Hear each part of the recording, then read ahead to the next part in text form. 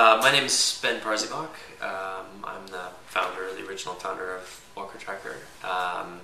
Walker Tracker is a online virtual walking program oriented toward corporations, municipalities, organizations, nonprofits, schools, and then we also have a community program as well. But basically, what we do is we help bring the idea of sort of physical activity into a very workable metaphor to make it really exciting, to make it social, to sort of pull up the individual's competitiveness as well as their interest in feeling some kind of progress around their physical activity. And we're working to put this into corporations and other large entities that really need sort of a cohesive framework for doing that. My name is David Mays. I was introduced to Ben probably about 2 years ago and was excited about the Walker Tracker mission and Ben's vision for the wellness market, and realizing that there's a real need out there in both the community and within businesses to address wellness issues.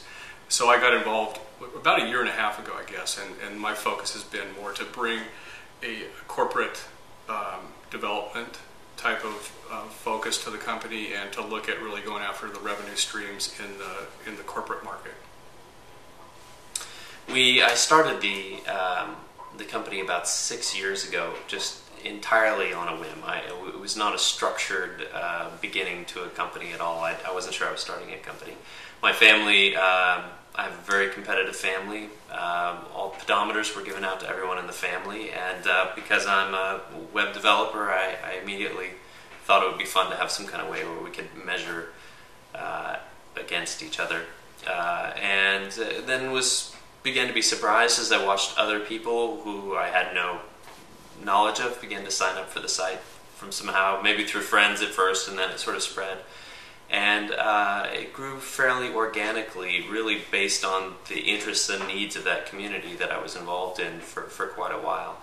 And we looked at I looked at a few different business models during that time as the company, well, before I even was really sure it was a company. As it continued to grow and take more of my time as a thriving community, I looked at sort of like freemium models, like the Flickr model, the upgrade to Pro, and sort of some soft advertising. I've never been a real big fan of cluttering up a site with advertising, but we looked at some of those, and then we realized that that doing customized programs for entities that were private, that were catered to exactly the corporate culture or the organization's culture was probably a really interesting revenue stream.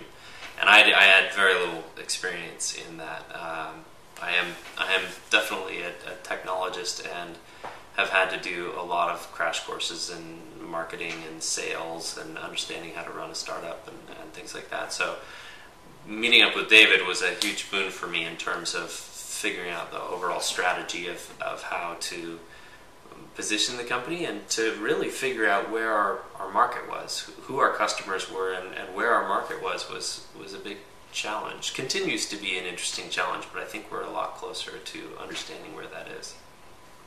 Yeah, in many ways it's still a real nascent market.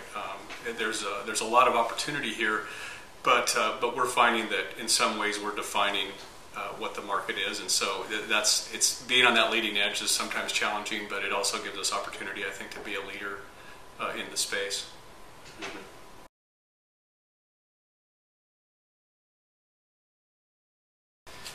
Yeah, hurdles have really been probably similar hurdles to most people who run startups, which is the quantity of doggedness that is required, the ability to stave off despair as you are 3 or 4 years and some millions of lines of code or whatever it is into a project, to believe that you still have a project or a business that's worthwhile for your efforts. I find that quite a big challenge, and certainly it's a hilly road there. There are times where it's more difficult, and times where you're really high through the process. So that's been a hurdle. Figuring out how to price something in a market that hasn't existed before now was also really challenging. And it's as I began to see, I felt like I was, if not the first, one of the first of its kind. Walker Tracker was.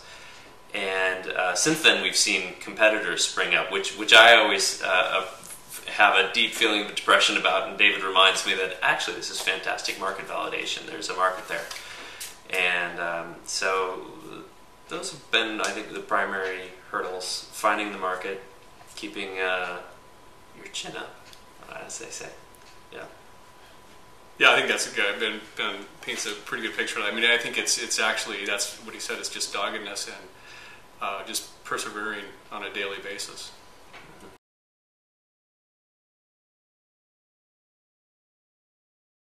Well, I think, from a definition of the market and finding a revenue model that works, we've actually explored a couple of different revenue models and gone down some dead ends that we had to kind of back off from, and so it's a challenge to find one that works both for us and for the customer.